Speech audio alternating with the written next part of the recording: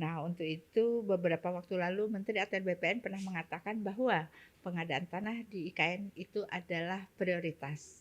Nah, Mbak Dirjen dalam hal ini adalah Dirjen Pengadaan Tanah. Apa perannya Mbak Dirjen dalam pengadaan tanah di lokasi IKN ini?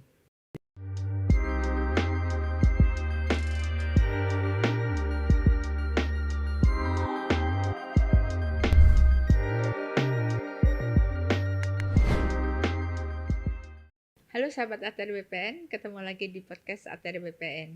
Kali ini bincang kita bersama Dirjen Pengadaan Tanah dan Pengembangan Pertanahan, Ibu Embun Sari, dan biasa saya panggil Mbak Embun Sari. Halo, selamat siang Mbak Dirjen, apa kabar? Alhamdulillah Bu Karo, berbahagia sekali bisa hadir di sini bersama teman-teman semua. Terima kasih Mbak Dirjen yang sudah hadir di podcast Kementerian ATR BPN. Tentunya topik kita kali ini kita akan mengangkat terkait dengan pengadaan tanah di wilayah IKN. Tentunya pembangunan pasti akan diawali dengan persiapan lahan. Nah, untuk itu beberapa waktu lalu Menteri ATR BPN pernah mengatakan bahwa pengadaan tanah di IKN itu adalah prioritas. Nah, Mbak Dirjen dalam hal ini adalah Dirjen Pengadaan Tanah. Apa perannya Mbak Dirjen dalam pengadaan tanah di lokasi IKN ini? Baik Mbak Karo, jadi kalau Kementerian ATR BPN kita menyelenggarakan urusan pemerintahan di bidang pertanahan. Kementerian ATR BPN itu wajib memastikan tanah tersedia bukan hanya untuk IKN tetapi juga untuk keseluruhan infrastruktur pembangunan di negara kita. Dan khusus untuk IKN, saya juga kebetulan dipercaya menjadi koordinator bidang infrastruktur dan pertanahan di tim transisi OIKN. Wis, luar biasa ya Bu ya. Ibu betul-betul perkasa. Baiklah Mbak Dirjen, untuk tahap pertama pembangunan dilakukan di mana? Berapa luas pengadaan tanah di lokasi IKN untuk tahap pertama ini? Baik Mbak Karo, jadi sebelum saya cerita lebih lanjut mengenai pengadaan tanah, saya cerita dulu bahwa luas IKN ini keseluruhan 256.000 hektar dan di dalamnya ada KIPP. KIPP itu kawasan inti pusat pemerintahan, luasnya sekitar 6.671 hektar. Dan untuk tahap pertama sampai dengan pembangunan 2024, karena kan Pak Presiden mengharapkan bahwa 17 Agustus 2024 kita melaksanakan upacara memperingati kemerdekaan 17 Agustus itu di IKN. Jadinya kan kita harus pastikan lahannya clean and clear, kita harus pastikan pembangunan dapat kita mulai dan diselesaikan tepat waktu. Jadi untuk itu kita melakukan kalau di Undang-Undang 3 2022 itu perolehan tanah untuk IKN itu ada dua cara. Kalau kawasan hutan itu melalui pelepasan kawasan hutan, kalau APL atau areal penggunaan lain yang dikuasai masyarakat, kita melaksanakan pengadaan tanah sebagaimana ketentuan peraturan perundang-undangan yang berlaku. Baik, sebetulnya tadi pertanyaan lanjutannya, setelah itu ada tahap pertama dilakukan di mana, berapa luas pengadaan, tentunya berapa anggaran yang harus dipersiapkan untuk pengadaan tanah di tahap pertama ini? Jadi gini, tahap pertama yang akan dibangun itu di KIPP antara lain ada istana negara, kemudian ada perkantoran Menteri Menko, kemudian ada juga rumah ASN, non ASN, juga kan pasti untuk infrastruktur dibutuhkan jalan lingkar, jalan tol, dan untuk air minum ada IPAL, kemudian juga ada masjid negara dan banyak infrastruktur lain, itu ada sekitar 60 titik yang akan dibangun utamanya di KIPP. Luas lahan yang dibutuhkan itu sekitar 3.500 hektar, di antaranya ada kurang lebih 1.000 hektar itu kawasan hutan, sisanya itu areal penggunaan lain atau lahan yang dikuasai masyarakat, dan kurang lebih itu dibutuhkan anggaran untuk ganti kerugian sekitar 14 sampai dengan 15 triliun sampai dengan terbangun di 2024 itu hanya untuk ganti kerugian lahan saja. Tadi Mbak Dirjen mengatakan bahwa pengadaan tanah tahap pertama ini kurang lebih 3.500 hektar. Iya. Nah, dari 3.500 hektar itu 1.000 adalah kawasan hutan. Iya. Berarti ada APL-nya sekitar 2.500. Iya. Nah, APL 2.500 itu apakah maksud kami terdiri dari apa saja? Apakah masyarakat di dalamnya, apakah ada apa tuh namanya perusahaan-perusahaan lain, atau mungkin adakah di 2.500 ini masyarakat adat di dalamnya? Jadi kalau data awal, jadi di dokumen perencanaan pengadaan tanah itu sudah kurang lebih status pemiliknya siapa kita sudah punya gambaran. Dan saat ini juga kita juga sudah melakukan pendataan ya. Sebenarnya kalau khusus di lokasi KIPP itu sudah by name by address, siapa yang ada menguasai di mana dan berapa luas. Jadi rata-rata memang masyarakat yang menguasai.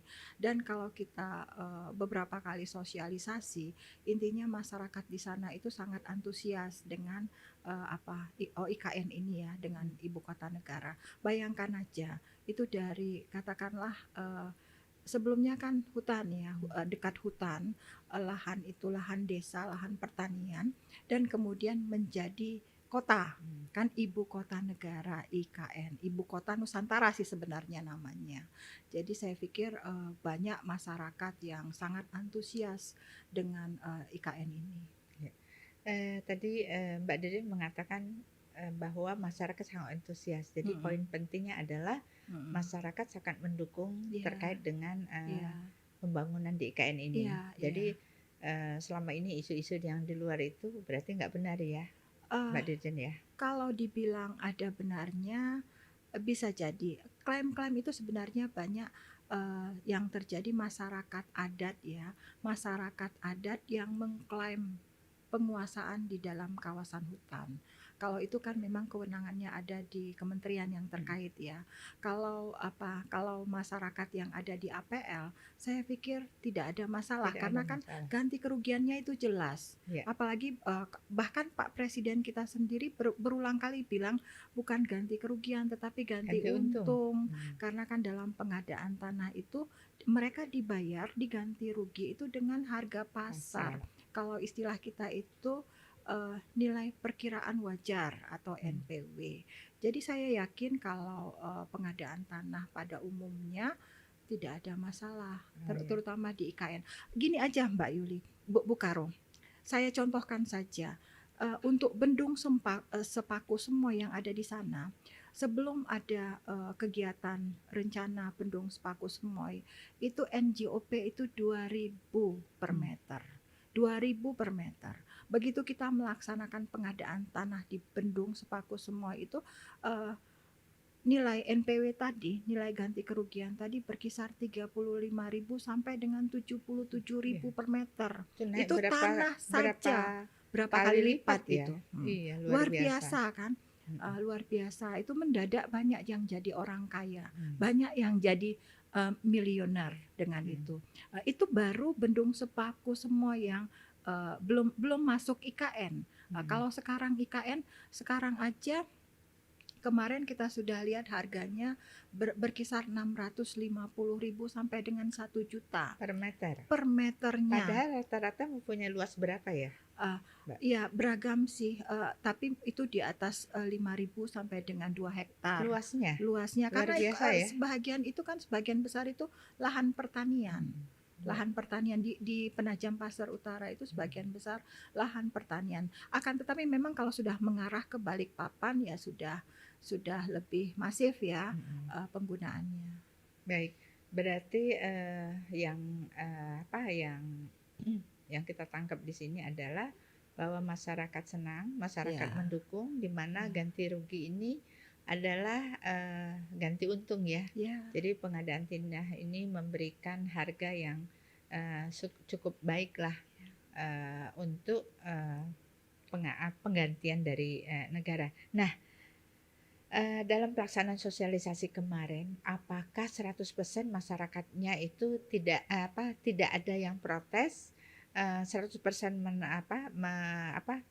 menerima ganti rugi dalam bentuk uang? Apakah ada masyarakat yang, mungkin tidak mau dipindahkan atau masyarakatnya ingin dipindahkan dengan, di lahan yang lain yang, harus disiapkan oleh, pemerintah, Mhm. seperti apa? Oke, Bu Karo. Jadi, kalau kita bilang 100% setuju ya rasanya hampir tidak mungkin ya. Mmm, Makanya kan Undang-Undang 2 2012 itu kan untuk mengantisipasi. mhm, Mengantisipasi bahwa memang ada, beberapa pihak yang tidak setuju. Jadinya kan masyarakat kita ini mohon maaf lah kalau saya sedikit, nyeleneh dan bercanda. Jadi kalau sudah dapat, 500 sudah harga pengennya bagus pengennya 1.000. Kalau mhm, dikasih 1.000 kenapa enggak sejuta iya, sekalian? Jadinya kan memang, ada satu 2 masyarakat kita yang, mohon mohon maaf mhm, kalau bahasa saya agak kasar kurang-kurangan. mhm, Eee, tapi kembali lagi kalau di pengadaan tanah itu kan bentuk ganti kerugian itu bisa uang, bisa tanah pengganti, bisa juga, relokasi dibangunkan kembali rumah atau juga bisa bentuk lain yang mhm, disepakati. Dalam hal ini juga kita bisa mengantisipasi. Misalnya warga tetap ingin relokasi atau mhm, dapat, tanah pengganti, itu kita kita coba akan siapkan tanah mhm, pengganti, kita carikan lokasi yang nggak jauh-jauh dari IKN. Misalnya ingin tetap menjadi warganya IKN, jadi bisa. Makanya, kembali lagi, yang terpenting adalah yang terpokok adalah bagaimana kita sosialisasi. Kalau di pengadaan tanah itu nanti ada konsultasi publik ya, yang kita kenal konsultasi publik dan itu kita akan menyampaikan tujuan daripada pengadaan tanah ini ke masyarakat dan lokasi-lokasi mana yang akan terkena iya. nantinya.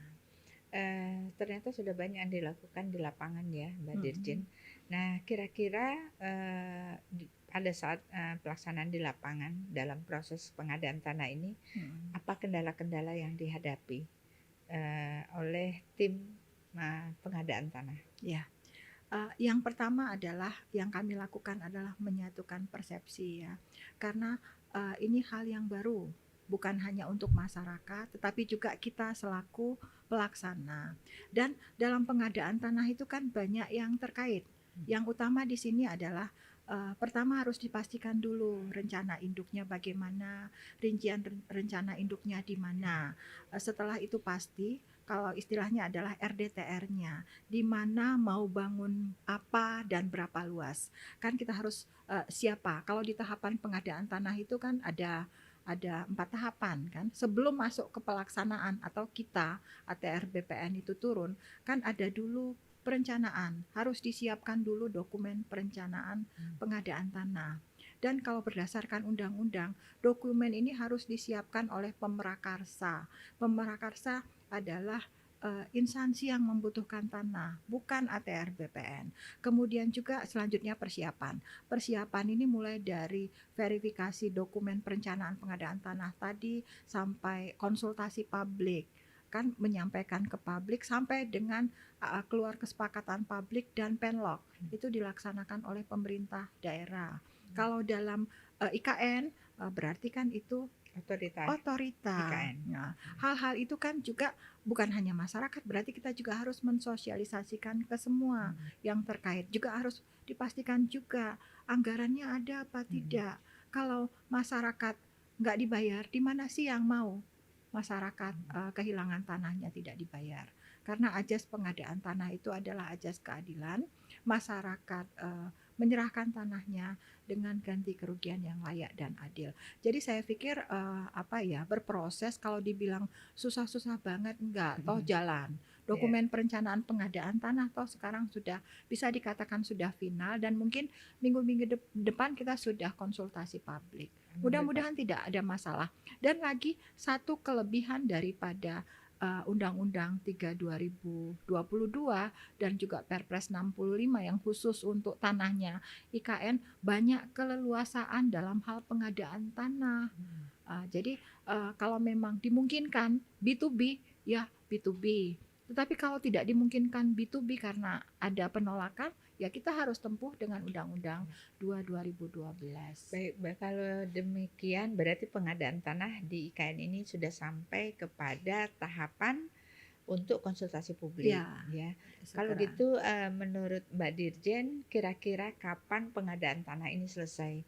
Karena Heeh. tadi, sebelumnya sudah disampaikan bahwa tahun 2024 Presiden ingin mengadakan, pelaksanaan, Mm-mm. 17 Agustus di Agustus. lokasi IKN.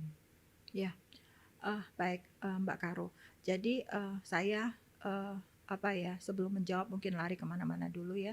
Jadi kalau di Undang-Undang 3 2022 Undang-Undang IKN itu kita mengenal ada 4P.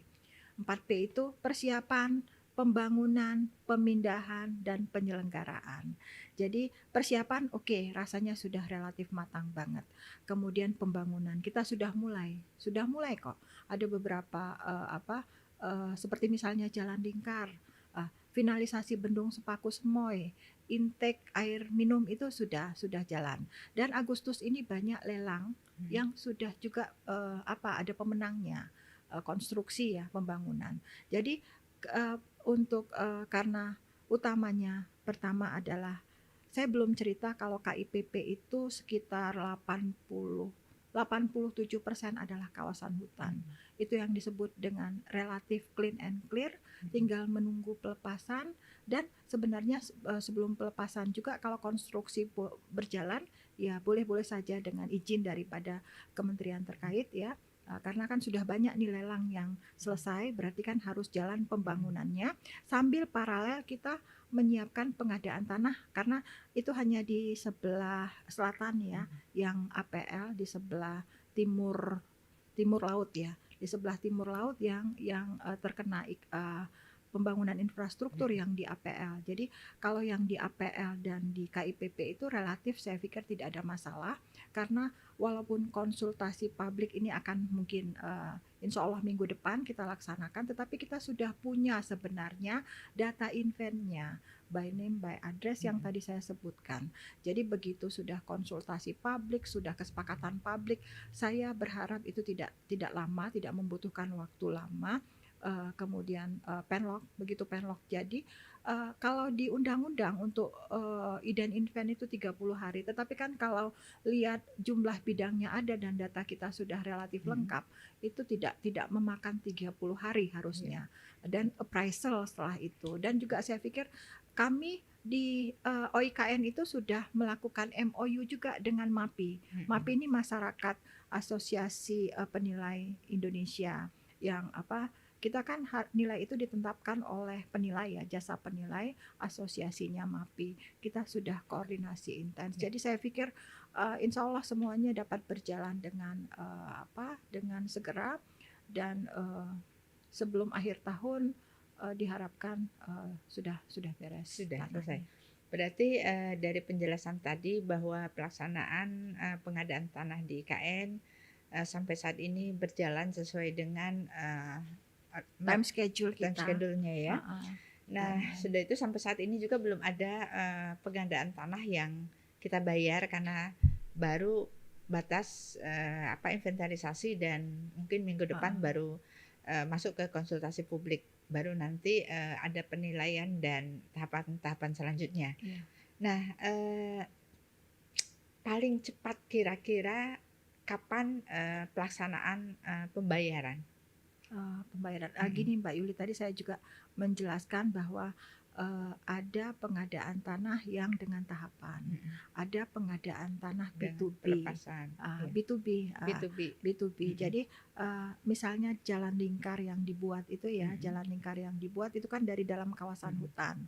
Jadi kalau nemu lahan masyarakat kecil-kecil kan, namanya Jalan Lingkar kan, kalau masuk ke APL nemu lahan masyarakat itu kita ukur, kita appraisal, langsung dibayarkan. Jadi ada juga yang sudah B2B, tetapi yang besarnya nanti baru dengan tahapan. Jadi pengadaan tanah tidak menghambat pembangunan infrastruktur Di Ya. beberapa tempat ada yang sudah selesai dengan B2B, karena sebelumnya juga kan ada yang sudah selesai juga yang Bendung Sepaku Hmm. Semoy, itu Ya. juga kan di lokasi Berarti sana. kalau demikian pengadaan tanah ini sebetulnya sudah berjalan ya, Ada Mbak yang Dirjen. sudah Nah, berjalan. terkait dengan pengadaan tanah yang sekarang, infrastruktur yang sekarang sudah terbangun, seperti bendungan Heeh. dan jalan, apa yang sudah dilakukan oleh kita. Nah, tadi disampaikan bahwa pengadaan tanah ini melalui tahapan dan ada juga melalui B2B. B2B. Nah, apa bedanya sih pengadaan melalui tahapan dan B2B? Nah, Oke. untuk pengadaan melalui tahapan ini dilakukan oleh Instansi yang kita membutuhkan yang membutuhkan tanah tanah. kan. Nah, Heeh. untuk B2B ini apakah pengadaan tanah juga melalui kementerian Oke. kita ATR Nah, BPN atau melalui Kementerian PUPR? jadi begini Mbak Yuli, kan saya tadi sudah menyebutkan ada pengadaan tanah yang B2B. Kenapa? B2B itu artinya pengadaan tanah langsung ya. Pengadaan tanah langsung, instansi yang membutuhkan tanah itu langsung membayar ke masyarakat. Apa tugas ATR BPN di sana? Yang pertama adalah kan luasan itu harus pasti ya. Iya. Luas dan status tanahnya itu harus jelas pasti karena negara membayar. Walaupun ya langsung dibayar Mm-mm. oleh PUPR, berarti harus dipastikan dulu ke Ngukurnya kita. tetap BPN. Ngukur kita. Kita nanti dari kantor pertanahan itu kan selalu itu Mm-mm. kami komunikasi intens. Nemu nih lahan APL gitu kan, ada Mm-mm. masyarakat. Nanti dari kantor pertanahan kita minta untuk turun, Mm-mm. mengukur, memastikan status tanahnya. Mm-mm. Kemudian nanti dari instansi itu akan meminta appraisal untuk menilai. Setelah dapat nilainya berapa besar ganti kerugian, dibayar. Oh, berarti Heeh. pengadaan tanah B2B itu sama dengan pengadaan tanah Pembelian berskala kecil. kecil, Oh, iya. yang dapat dilakukan Heeh. langsung oleh Langsung yang oleh memenuhi, instansi yang yang membutuhkan membutuhkan tanah. tanah. Heeh. Oke, baik. Di dalam pengadaan tanah ini, Mbak Mm-mm. Dirjen tentunya apakah sudah menganut menggunakan undang-undang Cipta Kerja. Cipta Kerja? Oke, baik, baik Bu Karo. Jadi Undang-Undang Cipta Kerja atau Undang-Undang 11 tahun 2020. Jadi kan kalau pengadaan tanah sebelum Undang-Undang Cipta Kerja itu kan kita banyak juga menghadapi katakanlah bottlenecking, masalah yang berlarut-larut sehingga pengadaan tanah itu lamban. Pengadaan tanah lamban sehingga menyebabkan pembangunan tertunda karena pembangunan kan kembali lagi butuh tanah. Jadi banyak permasalahan-permasalahan di pengadaan tanah yang sudah dicoba dicarikan solusinya dan dituangkan dalam Undang-Undang Cipta Kerja.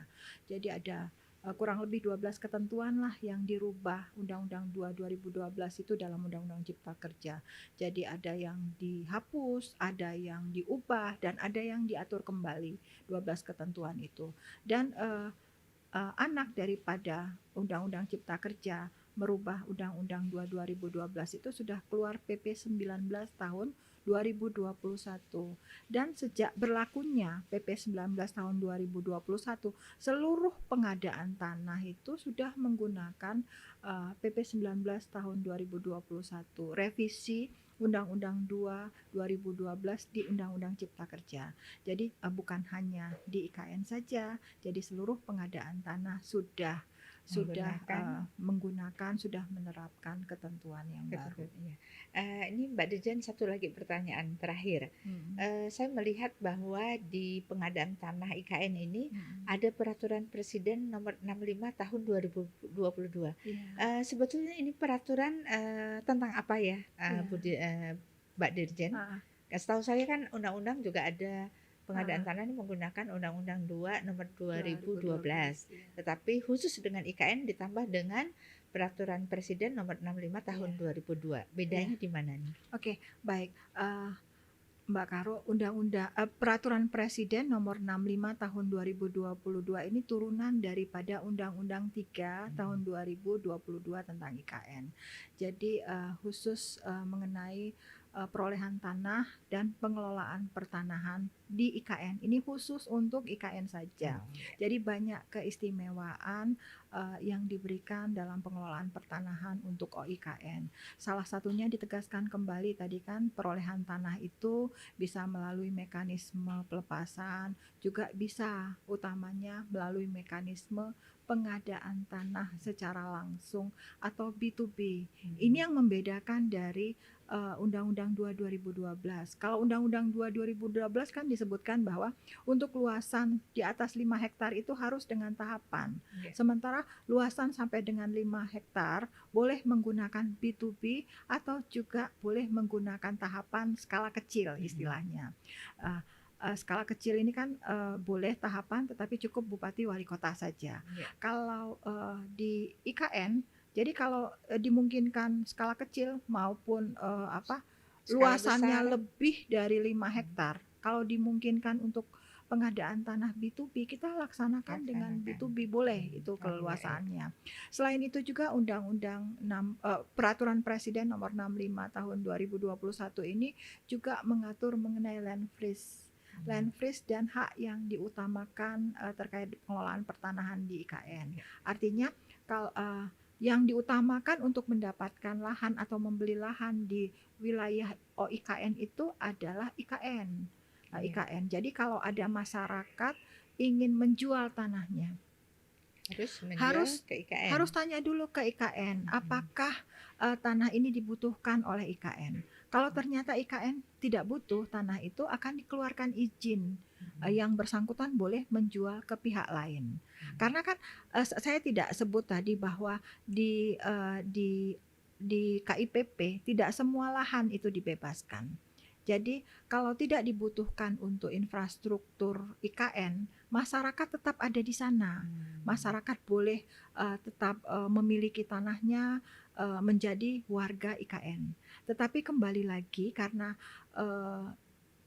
IKN ini diharapkan nanti menjadi forest city yang berkelas dunia. Jadinya kan harus tertata. Sudah ada rincian rencana induk sesuai dengan Perpres 63 tahun 2021. Dan ini harus dipenuhi. Jadi masyarakat kepemilikan tanah di sana itu harus direvitalisasi. Nanti teman-teman dari konsolidasi tanah akan turun. Jadi ditata. Jadi bukan dipindahkan tetapi ditata agar sesuai dengan RDTR-nya OIKN. Baik Mbak Dirjen, terima kasih banyak sekali yang sudah disampaikan terkait dengan pelaksanaan pengadaan tanah di lokasi IKN Penajam Pasir Utara, Kalimantan Timur. Baik sahabat OTR BPN, tentunya sudah banyak yang kita saksikan tadi bersama Mbak Dirjen Pengadaan Tanah dan Pengembangan Pertanahan, Mbak Embun Sari. Sampai ketemu lagi di podcast berikutnya. Salam.